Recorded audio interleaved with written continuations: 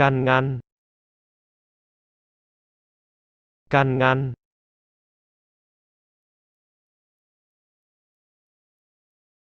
Khuyến khích,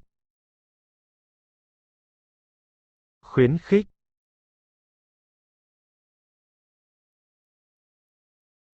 Xuống, xuống.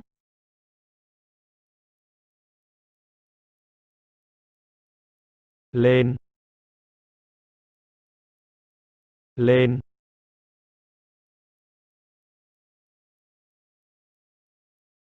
Khô, khô.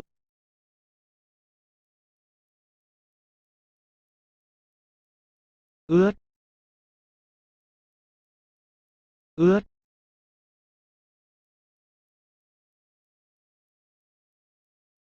Sớm, sớm.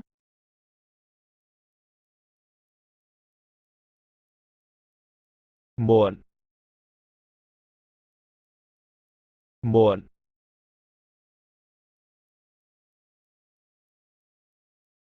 Ngang bằng,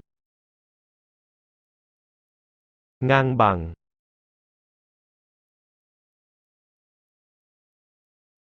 Không bằng nhau, không bằng nhau.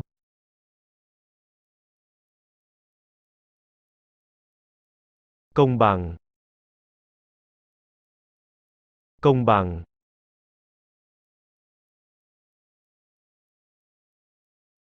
Không công bằng, không công bằng.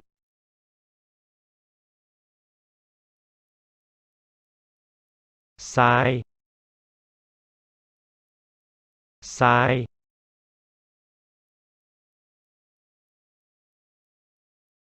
Đúng, đúng.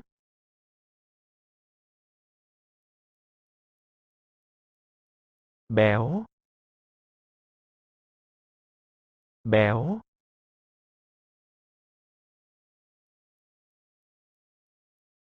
Gầy, gầy.